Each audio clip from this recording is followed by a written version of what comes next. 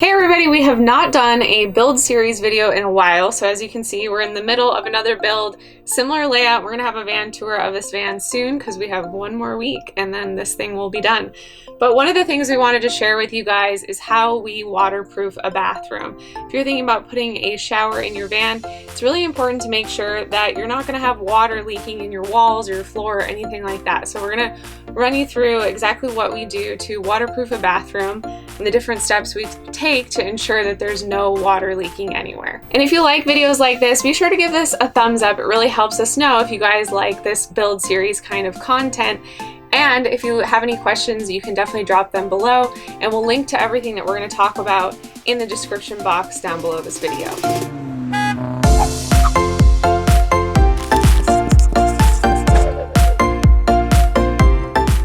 One of the biggest questions we get is about our shower design. As you know, we're kind of known for having what's called a wet bath. So our toilet is actually in the shower. For our toilet, we use a urine diverting toilet by Sara. You can find a link for that in the description down below. And then we build our bathroom around that. We use a shower pan from a RV company called Lippert Components. They make a ton of components for RVs, for van customizations, for all sorts of mobile living products. Now, once we have the shower pan, you're going to go ahead and lay out your bathroom using your shower pan as your original marker.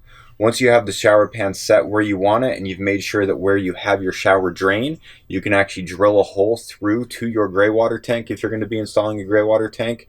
That's a very important step because you don't want to build your bathroom and then realize that where your drain is doesn't actually work for you to be able to drill a hole through your vehicle. So once the shower pan is set, we build the bathroom walls around the shower pan using steel channels. We buy these at Home Depot. Again, link down below for that. Why do we use steel channels? Good question. We really like the steel channels because of the flexibility it gives us in designing this space. We don't have to weld it together. We're not welding a frame. It's not like you're using 2x4s. We are using self-tapping screws to go ahead and attach these. And once they all come together, they make a really strong frame that's also not going to rot out if it is exposed to water. Once we have the steel structure of the bathroom in place, then we're going to go ahead and start to waterproof it. Now, where the shower pan meets the walls, we go ahead and we use what's called flashing tape to make sure that there's no water that can get between the lip of the shower pan and the wall itself. That's the first layer of waterproof protection. Once we have that in place, then we go ahead and we attach our foam backer board. Now there's a few different foam products that you can get that are going to be more lightweight and cost effective than using something like a Hardy board, which is a really heavy cement board. In the past, we've used products called Go board. On this van, we're actually using a combination of Go board and a new product called Wedi board. And there's also Hydroband board is another one that you can find.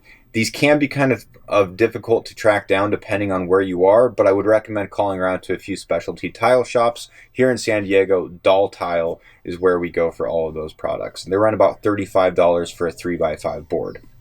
Once we have that board, we cut it to size.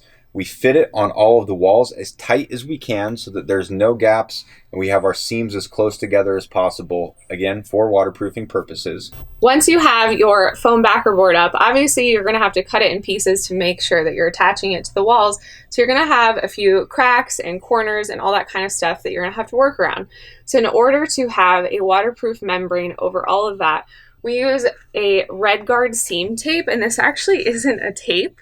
So you do have to paint the Red Guard waterproofing membrane on first, stick this on, and then come back and put another layer over this. So we use this in all of the corners. We use it where there's any gaps where the two pieces of foam backer board are coming together. So again, ensure that there are no leaks, there are no cracks, there's no way water can get into any little spaces in the van. So this is how bright it looks when you first put it on. It's like bright pink, pretty crazy.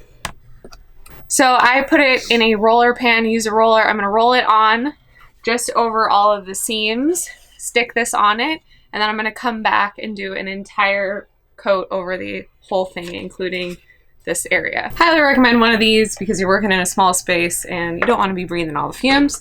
So I just did all of the seam tape, and it really helps to put on the Red Guard first, stick the tape on, and then do a quick little roll along the edges to make sure that it's nice and sealed. I'm gonna let this dry, and I'll know it's dry because it'll turn red. And then I'm going to come back and do another coat over the whole thing. And then by the time it dries, it's a really deep red. And when it's that really deep red, then you know you can go ahead and put your finished material on the walls. Depending on what you want to do, you all know we've used real tile in our beach house layout. That worked really well for us. But these days we're using a much lighter product called FRP board. You can find it at Home Depot. What we're using now is a product called Liquid Nail Tub Surround. Now, we don't coat the entire wall in this. Obviously, you're going to do kind of a zigzag pattern all over. You actually want to press the FRP board against it, then pull the board back, wait about 15 seconds, and then finally do a final press. And then we use a roller to actually roll over it to make sure that we have a nice strong bond. And then we wedge up a couple extendable shower rods and we let that hold and we let that dry. So by the time you're all done, you have a really nice looking waterproof bathroom that's going to ensure that you don't have water leaking down every time you take a shower and sitting in the bottom of your van and eventually rusting out the bottom of your van.